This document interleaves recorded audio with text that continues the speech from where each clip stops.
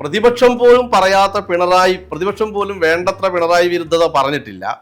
പക്ഷെ ജനങ്ങൾ പിണറായിക്കെതിരെ വരി നിന്ന് വോട്ട് ചെയ്തു എന്നാണ്. അത് തന്നെയാണ് ശരിക്കും പറഞ്ഞാൽ അത് തന്നെ ശരിയാണ്. കാരണം ഞാൻ നേരത്തെ സൂചിപ്പിച്ചല്ലോ, ജനങ്ങൾ ഇത് സെൻസ് ചെയ്യും. ജനങ്ങളുടെ പൊളിറ്റിക്കൽ സെൻസിബിലിറ്റിയാണത്. ജനങ്ങൾ ഇത് സെൻസ് ചെയ്യും ശരിക്കും. ഡെമോക്രാറ്റിക്. കാരണം ഇപ്പൊ വികസനം ചെയ്യുന്നു, ഇപ്പൊ കിറ്റ് കൊടുക്കുന്നു എന്നുള്ളതല്ല. അപ്പം കൊണ്ട് മാത്രമല്ല മനുഷ്യൻ ജീവിക്കുന്നതെന്ന് പണ്ടേ ക്രിസ്തു പറഞ്ഞിട്ടുണ്ടല്ലോ. അപ്പം കൊടുത്തു എന്ന് വിചാരിച്ച് മാത്രം മനുഷ്യനെ തൃപ്തിപ്പെടുത്താൻ കഴിയില്ല. മനുഷ്യൻ എന്ന് പറഞ്ഞാൽ വികാരങ്ങളും ചിന്തകളും ധാർമ്മിക മൂല്യങ്ങളും ഒക്കെ ഉള്ളവരാണ്. അത്തരം മൂല്യങ്ങൾ വ്രണപ്പെടുമ്പോൾ ജനങ്ങൾ അപ്പം വേണ്ടെന്ന് വയ്ക്കും. അതാണ്, ആ മൂല്യങ്ങൾക്ക് വേണ്ടി മരിക്കും. ശരിയാണ്. അതാണ് കമ്മ്യൂണിസ്റ്റുകൾ മനസ്സിലാക്കേണ്ടത്.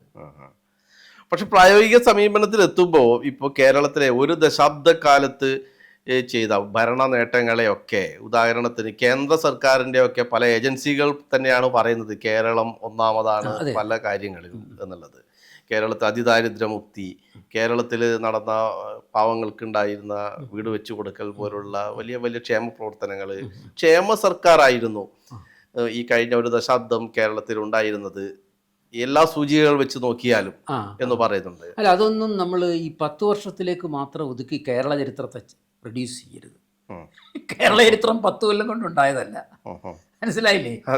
കാരണം ഇപ്പം നമ്മൾ നോർത്ത് ഇന്ത്യയായിട്ട് താരതമ്യം ചെയ്യുമ്പോൾ കേരളത്തിൽ ഈ പറഞ്ഞ സമത്വത്തിൻ്റെ അടിസ്ഥാനങ്ങൾ, സാഹോദര്യത്തിൻ്റെ അടിസ്ഥാനങ്ങൾ, അങ്ങനെ ഇടതുപക്ഷ രാഷ്ട്രീയ മൂല്യങ്ങൾക്ക് ഏതാണ്ട് ഒരു നൂറ്റാണ്ടിൻ്റെ പഴക്കമുണ്ട്.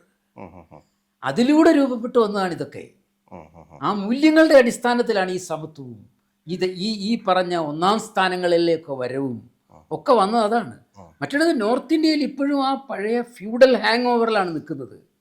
അത്തരത്തിലുള്ള ഹെയറാർക്കി ഒന്നും മാറിയിട്ടില്ല. കേരളത്തിലെ നവോത്ഥാന പ്രസ്ഥാനവും ഇടതുപക്ഷ പ്രസ്ഥാനവും അത്തരത്തിലുള്ള ഉച്ചനീചത്വങ്ങളുടെ തട്ടുകളെ മുഴുവൻ തട്ടിമാറ്റി. അങ്ങനെ ഒരു തട്ടിമാറ്റിയ കേരളത്തിലാണ് പിണറായി കഴിഞ്ഞ 10 കൊല്ലം ഭരിച്ചത്. പക്ഷേ ആ തട്ടിമാറ്റിയ ശക്തികളെ പിണറായി ഏറ്റെടുത്തില്ല. അതാണ് പ്രശ്നം. അതിന് പകരം അവർക്ക് അപ്പം കൊടുത്തു. അപ്പത്തിലൂടെ പരിഹരിക്കാവുന്ന പ്രശ്നമല്ല ഇത്. അല്ല, അതല്ല, നിശ്ചയമായിട്ടുമല്ല.